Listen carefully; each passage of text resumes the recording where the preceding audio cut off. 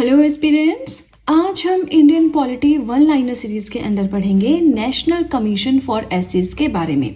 देखिए, हम constitutional bodies पढ़ रहे हैं। कौन सी होती है संवैधानिक बॉडीज, वो हमने जाना है। क्राइटेरिया हमने जाना है जो संविधान के अंदर जिनका मेंशन है कि हाँ इस तरह का एक कमीशन होना चाहिए। और भी बहुत सारी चीजें हमने पढ़ी, जैसे कि अगर इनमें अमेंडमेंट करनी है तो पूरा कॉन्स्टिट्यूशनल अमेंडमेंट करना पड़ेगा, ठीक है, वो सब करके ना। उसके अंदर मैंने आपको बहुत सारी बताई थी, जैसे कि इलेक्शन कमीशन है, आपका फाइनेंस कमीशन है, आपका controller and auditor general of India है, आपका नेशनल कमीशन फॉर एससीज, एसटीज, बैकवर्ड क्लासेस, ये सारे मैंने आपको बताए थे, राइट। उसके बाद से हम क्या कर रहे हैं, हम एक एक कॉन्स्टिट्यूशनल बॉडी को बहुत अच्छे से पढ़ रहे हैं।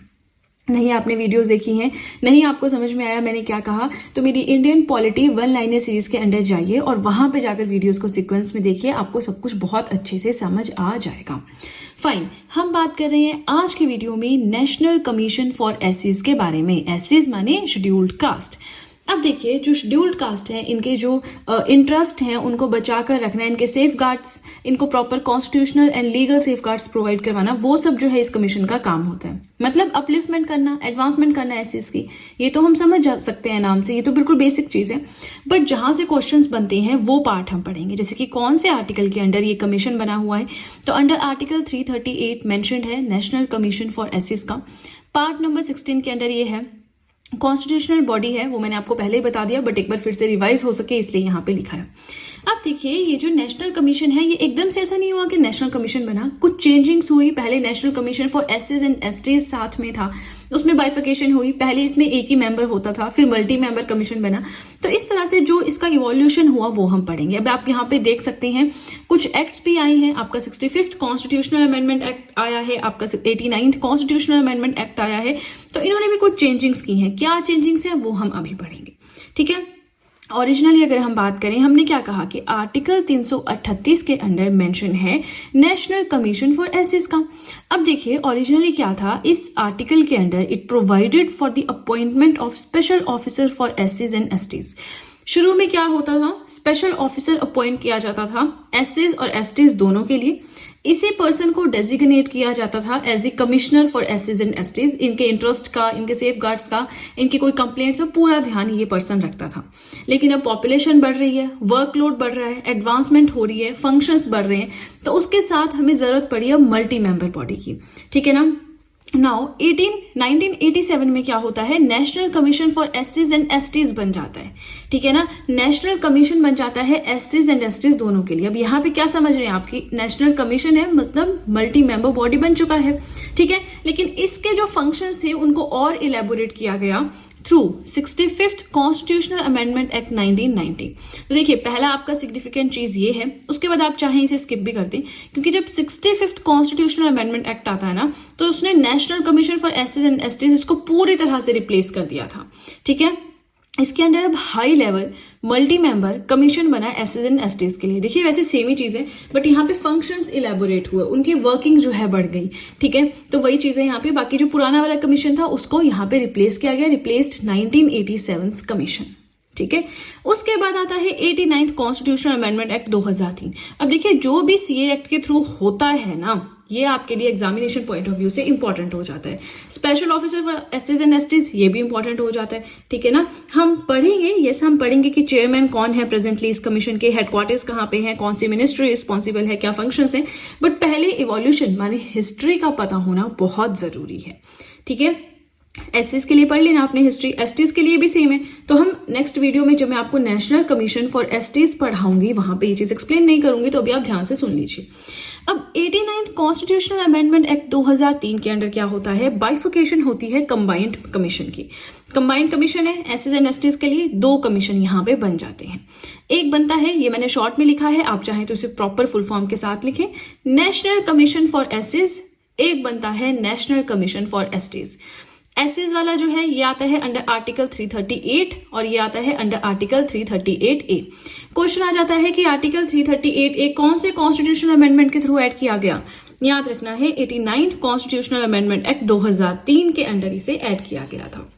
नेक्स्ट आता है, अब देखिए इसके बारे में हम बाद में पढ़ेंगे, तो इस चीज को आप बिल्कुल स्किप कर दीजिए। इतना समझ गए कि बाइफिकेशन हो गई, टूट गई, दो अलग अलग कमीशंस बन गए, ठीक है। एसटीज को हम नेक्स्ट वीडियो में डील करेंगे, अभी के लिए आप इसे भूल जाइए। अब देखिए जो नेशनल कमीशन फॉर एससीज बनाना, ये बना अंडर आर्टिकल 338, पहले भी उसमें था, ठीक है, लेकिन ये प्रॉपर तरह से बन के तैयार हुआ। अब एक्ट तो 2003 में आया, बट प्रॉपर इंप्लीमेंटेशन होते होते बनते बनते 2004 में ये बनकर तैयार हुआ। अब इसमें कॉम्पोजिशन की हम बात करेंगे।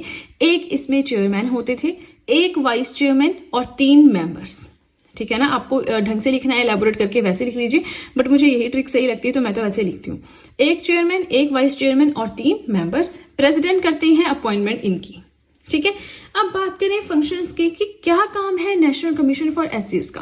तो देखिए ये तो बात कमीशन के नाम से ही हमें समझ में आ जाता है क्या काम है। अपलिफ्टमेंट, एडवांसमेंट किसकी? एससीज के, शेड्यूल्ड कास्ट की। वही चीज यहाँ पे बढ़ा चढ़ा कर लिखी है। देखिए ये नोट्स, ये जो टॉपिक है मैंने एम लक्ष्मीकांत सर की बुक से उठाया है, इंडियन पॉलिटी की, जो कि मोस्ट रिलायबल बुक मानी जाती है, उससे ऊपर कोई सोर्स नहीं माना जाता है फिर, है ना। तो वहीं से ये टॉपिक उठाया है। अब उस बुक में बहुत सारे फंक्शंस दिए हैं, मोर और लेस ये सारे फंक्शंस एक दूसरे से रिलेटेड ही आपको लगेंगे, है ना। तो वो जब पेज भरना होता है, कंटेंट आपको आंसर राइटिंग करनी होती है, तो उसके परस्पेक्टिव से मीनिंग में आपको भी समझा दूंगी कि यहाँ पे क्या बात हो रही है। देखिए फर्स्ट यहाँ पे आता है फंक्शन के अंदर, to investigate and inquire about all matters related to constitutional and other legal safeguards. Investigate करना कि कोई ऐसी चीज तो नहीं है जिससे कॉन्स्टिट्यूशनल या लीगल सेफगार्ड्स हर्ट हो रहे हैं, हार्म हो रहे हैं, डिप्राइव हो रहे हैं एससीज के, ठीक है ना। अब एससीज की अपलिफ्टमेंट करनी है तो उसके लिए प्रॉपर सोशल इकोनॉमिक डेवलपमेंट के लिए प्लानिंग करना, है ना, कि हम ये कर सकते हैं, इसके थ्रू उन्हें फायदा होगा। तो इस तरह से कोई बेनिफिशियल स्कीम्स या जो भी है ये लेकर आते हैं। नेक्स्ट आता है, अब इनका दूसरा काम ये है कि ये प्रेजेंट करते हैं एनुअली अपनी रिपोर्ट टू द प्रेसिडेंट कि यस हमें ऐसे इसकी अपलिफ्टमेंट के लिए ये करना चाहिए, वो करना चाहिए। प्रॉपर रिकमेंडेशंस का मेमोरेंडम बनाकर तैयार करते हैं। और प्रेसिडेंट क्या करता है? क्या उस पर साइन करते हैं? नहीं। प्रेसिडेंट क्या करता है? उसी मेमोरेंडम को लेके पार्लियामेंट में पेश करता है और बताता है कि ये रिकमेंडेशंस आई हैं एससीज की अपलिफ्टमेंट के लिए, तो अब देखिए किस तरह से इस पे वर्क करना है, ठीक है ना। यही सेम मेमोरेंडम वो जिस भी स्टेट से रिलेटेड अगर कोई बात हो रही है तो स्टेट गवर्नर को भी भेजता है, स्टेट गवर्नर भी उसको स्टेट लेजिस्लेचर में पेश करता है और उसके ऊपर डिस्कशन की जाती है विद सम मॉडिफिकेशंस या एज इट इज उन्हें इंप्लीमेंट किया जाता है। लेकिन अगर इन केस उन रिकमेंडेशंस को जो कि नेशनल कमीशन फॉर एससीज ने एक मेमोरेंडम तैयार करके प्रेसिडेंट को दी थी, अगर वो पार्लियामेंट उसमें हामी नहीं भरता, एक्सेप्ट नहीं करता है, या फिर स्टेट लेजिस्लेचर उसको एक्सेप्ट नहीं करता है, तो उनको रीजंस बना के देने होंगे नेशनल कमीशन फॉर एससीज को कि उन्होंने क्यों इस चीज को एक्सेप्ट नहीं किया, ठीक है ना। चलिए अब ये बहुत इंपॉर्टेंट पॉइंट है, हम यहाँ पे डिस्कस कर रहे हैं, बेशक लास्ट पॉइंट है बट बहुत इंपॉर्टेंट है। अब देखिए जो नेशनल कमीशन फॉर एससीज है ये सिर्फ एससीज के लिए नहीं काम करेगा, सिर्फ शेड्यूल्ड कास्ट की अपलिफ्टमेंट पे नहीं ध्यान देगा, बट इसी तरह से सेम फंक्शंस परफॉर्म करेगा related to OBCs and Anglo Indian community. तो ओबीसीज के फंक्शंस भी इन्हीं के पास हैं, एंग्लो इंडियन कम्युनिटी का देखना सब कुछ, अपलिफ्टमेंट, एडवांसमेंट, मॉडिफिकेशन, वो भी इन्हीं के पास है, ठीक है। तो ये तो हो गई बेसिक चीजें। अब थोड़ा सा जो हमारा क्वेश्चन रहता है जहां से बन सकते हैं क्वेश्चंस, वो है कि प्रेजेंटली कौन है chairman of national commission for एससीज? तो कौन है? Sir Vijay Sampla, sir Vijay Sampla. Headquarters कहाँ पे है? न्यू दिल्ली में। फॉर्मेशन कब हुई? 2004 में। 65th 89th 2 constitutional amendment acts पढ़े, आर्टिकल है 338, पार्ट है 16, कॉन्स्टिट्यूशनल बॉडी है, ठीक है ना। Now ministry of social justice and empowerment, ये चीज आप याद रखिएगा, हम नेशनल कमीशन फॉर एससीज पढ़ रहे हैं, तो एससीज का अपलिफ्टमेंट, एडवांसमेंट का काम, सब कुछ देखना, सारे मैटर्स को सॉल्व करने का काम ministry of social justice and empowerment के पास होता है। लेकिन जब हम एसटीज पढ़ेंगे ना नेक्स्ट वीडियो में, तो एसटीज का सारा देखना कौन सी मिनिस्ट्री के अंडर आता है? मिनिस्ट्री ऑफ ट्राइबल अफेयर्स के अंडर आता है। एंड कौन है ministry of tribal affairs? Arjun Munda. चलिए हम थोड़ा आगे पहुंच गए, अभी हम फिलहाल बात कर रहे हैं कि एससी से रिलेटेड जो भी चीजें हैं, है ना, कोऑर्डिनेट करना है मैटर सब कुछ, तो वो किसके पास है? Ministry of social justice and empowerment के पास है, जो कि कौन है? वीरेंद्र कुमार खत्तिक है। अब देखिए बहुत अच्छे से मैंने कोशिश की है कि मैं आपको एक एक चीज यहाँ पे समझाऊं, कोई भी चीज हमारी स्किप ना हो। अगर आपको ऐसा लगता है कि कोई पॉइंट स्किप हुआ है, मुझे कॉमेंट सेक्शन में जरूर बताएं। अपनी तरफ से मैंने बहुत ज्यादा कोशिश की है कि कोई भी चीज छूटे ना, प्लस लक्ष्मीकांत के नोट्स है तो मुझे नहीं लगता इससे ज्यादा आपको कहीं और जाने की जरूरत है, ठीक है ना। चलिए आज के लिए इतना ही।